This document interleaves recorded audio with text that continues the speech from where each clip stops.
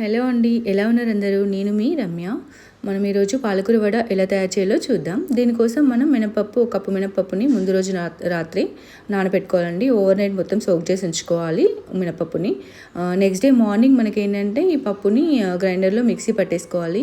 దీనికోసం మనం పాలకూర మంచిగా కడుక్కొని, శుభ్రంగా కడుక్కొని చిన్నగా తరిగి పక్కన పెట్టుకోవాలి. ఆనియన్స్, పచ్చిమిర్చి, పాలకూర. దీన్ని మిక్సీ పట్టుకునేటప్పుడు ఏంటంటే ఒక 2 లవంగాలు వేసుకోండి. మనకి ఈ వడకి ఒక మంచి టేస్ట్ అనేది వస్తుంది. ఆ 2 లవంగాల వల్లే మంచి ఒక వేరే టైప్ ఆఫ్ టేస్ట్ అనేది యాడ్ అవుతుంది. ఒకసారి ట్రై చేయండి ఇలా కూడా మీరు 2 లేదా 3.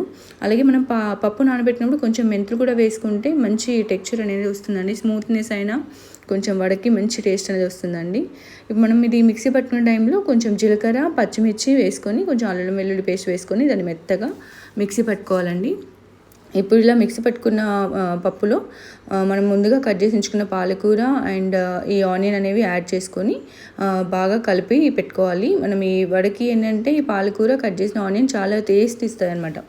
ప్లెయిన్ వడ కాకుండా మనకి ఈ పిల్లలైనా కానీ పెద్దవాళ్ళైనా కూడా ఒక మంచి ఫ్లేవర్ ఉంటుంది. అలాగే పాలకూర మనకి రాగా తిన్న ఫీలింగ్ ఉండకుండా ఇలా తినడం వల్ల మనం కొంచెం ఎక్కువ కూడా తీసుకోవచ్చు. ఇలా చూస్తున్నారు కదా, ఇలా కలిపేసి పక్కన పెట్టుకోవాలి. ముందుగా మనం ఒక కడాయి తీసుకొని దాంట్లో ఆయిల్ పోసుకొని స్టవ్ ఆన్ చేసుకోవాలండి. ఆయిల్ మంచి మీడియం హీట్లో ఉన్నప్పుడే మనం ఈ వడలు అనేవి వేసుకోవాలి. చేతి తడుపుకుంటూ వడలు వేసుకుంటే మనకి చేతికి అనేది పిండి అతుక్కోకుండా ఉంటుందండి. న్యూ బిగినర్స్కి అయితే మనకి చాలా ఈజీ టిప్ అనమాట ఇది. కొంచెం మనకు ఒకవేళ లేదు అనుకుంటే టీది ఉంటుంది కదండి స్ట్రైనర్, ఆ స్ట్రైనర్ని బ్యాక్ సైడ్లో కొంచెం వాటర్ తడుపుకుంటూ దాని మీద చేస్తూ కూడా చేయొచ్చు వడలు. ఈసారి నేను చూపిస్తాను ఎలా చేయాలో. అది కూడా మంచి టిప్ అండి, ఒకవేళ చేయి కాలుతుంది అనుకునే వాళ్ళకి అయితే.